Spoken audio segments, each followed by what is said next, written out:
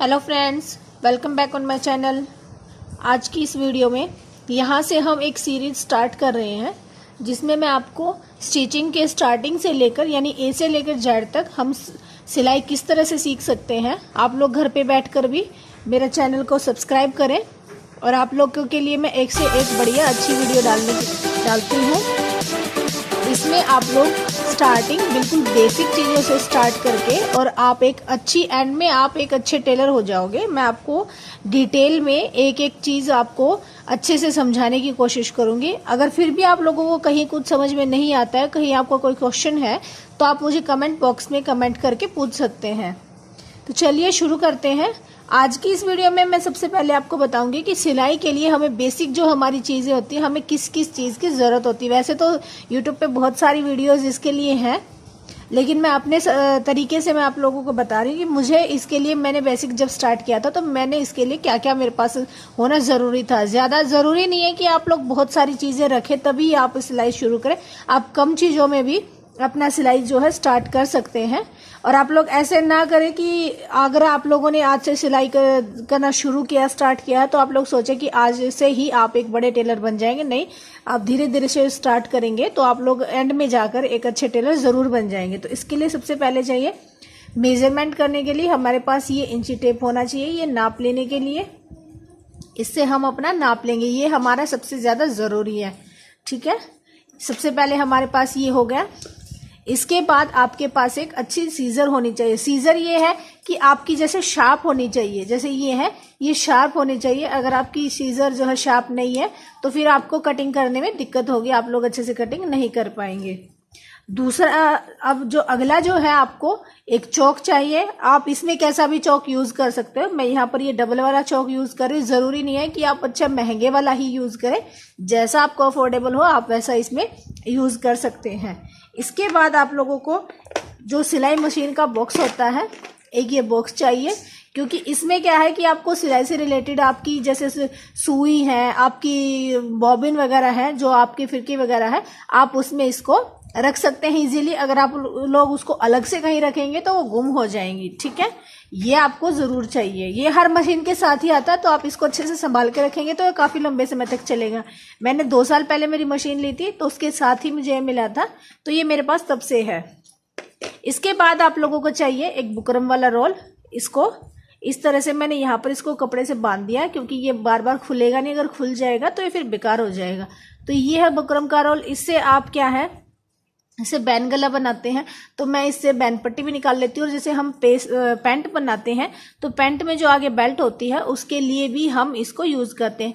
ये जो है ये पेस्टिंग वाली है, यहाँ पर इसमें पेस्टिंग का होता है। इसको आप रखकर पेस्ट भी कर सकते हैं। अदरवाइज आप इसको ऐसे स्टिच करेंगे यूं का यूं, तो बाद में जब आप इस पर प्रेस करते हैं तो ये बाद में भी जो है चिपक जाता है। ठीक है, इसके बाद ये मेरे पास एक लास्टिक का रोल है। मैं स्टिचिंग करती हूँ तो मुझे इसकी ज़रूरत बार बार पड़ती रहती है, तो मैं बार बार लेने नहीं जाती हूँ, तो मैं सीधा एक रोल ही अपना ले लेती हूँ। आप लोग अपनी सिलाई के अकॉर्डिंग, अगर आप लोग कभी कभार सिलते हैं तो ज़रूरी नहीं है कि आप इसको परचेज ही करें। आप इसमें से कुछ मीटर जो लास्टिक है आप वो भी ला सकते हैं। ज़रूरी है कि आप ये रखें, बट अगर आप लोग प्रॉपर तरीके से सिलाई करते हैं, स्टिचिंग करते हैं, तो आपको इसकी ज़रूरत पड़ेगी। क्योंकि इससे क्या है कि आप इसको एक ही बार में खरीद लेंगे, इससे आपको ये रेट में भी सही लगेगा और आपको बार बार जाने की दिक्कत नहीं होगी।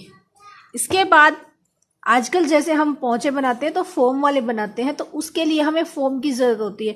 कहीं पर ये स्ट्रिप में आते हैं, कहीं पर ये पूरा पीसीज मीटर के हिसाब से मिलता है, कहीं पर ये रोल में मिलते हैं। तो मेरे पास ये रोल की शेप में है, ये अलग अलग साइज में है। इसमें आप साइज भी रख सकते हैं, 2 इंच से लेकर 3-3.5 इंच तक आप इसमें रख सकते हैं। जैसे आपकी कस्टमर की डिमांड है आप उसी तरीके से इसको रख सकते हैं। इसके बाद आता है, ये मेरे पास एक सीधी फट्टी है। आप लोग इस तरह से कोई भी सीधी फट्टी ले सकते हैं, जरूरी नहीं कि आप इसी तरह की ले। जैसे आपके पास अगर कोई बगैर निशान नाप वाली, जैसे इस पर लिखे हुए हैं, इसके बगैर अगर आपके पास फट्टी है तो आप उसको भी यूज कर सकते हैं। आपको सिर्फ सीधा निशान लगाने के लिए चाहिए होती है ये। इससे अलग आपको इससे कुछ और एक्स्ट्रा काम नहीं करना है। तो आप सिंपल कोई फट्टी अगर आपके पास सीधी है तो आप उसको भी यूज कर सकते हैं। इसके बाद आती है ये मेरे पास एक शेप पट्टी है, जो पैंट में हम शेप डालते हैं तो उसके लिए मैंने शेप पट्टी रखी है। अगर आप लोग अभी पैंट नहीं सिल रहे हैं तो आप जब आप पैंट सिलना स्टार्ट कर देंगे तब आप अपनी ये शेप पट्टी ले सकते हैं। इसके साथ ही आप लोग कुछ बुकरम जो है गले के लिए, जैसे हम बने बनाए गले भी यूज़ कर लेते हैं, तो इसके लिए मैं यहाँ पर ये बने हुए गले यूज़ करती हूँ। कई बार जैसे नॉर्मली जो मुझे बनाने होते हैं सिंपल गले, तो उसमें मैं अलग अलग डिज़ाइन, अलग अलग तरीके के ये गले जो है इस तरह से बने बनाए मैं परचेज करती हूँ, इनको मैं यूज़ करती हूँ। जैसे कहीं से जगह डिमांड होती है कि अलग से कुछ डिज़ाइनर गला बनाना होता है, तो उसके लिए मैं 2 मीटर 1 मीटर ऐसे खुली बुकरम में रखती हूँ, जिससे कि मैं कोई भी शेप या किसी भी डिज़ाइन को ड्रॉ करके कटिंग करके मैं वो गला बना लेती हूँ। तो इस तरह से आप भी अपनी जो सिलाई है उस सिलाई को शुरू करने से पहले आप भी अपनी जो चीज़ें हैं, बेसिक जो चीज़ें हैं, उनको आप यूज़ कर सकते हैं। एक और जो चीज़ है, ये यहाँ पर मैंने कटर लिया है।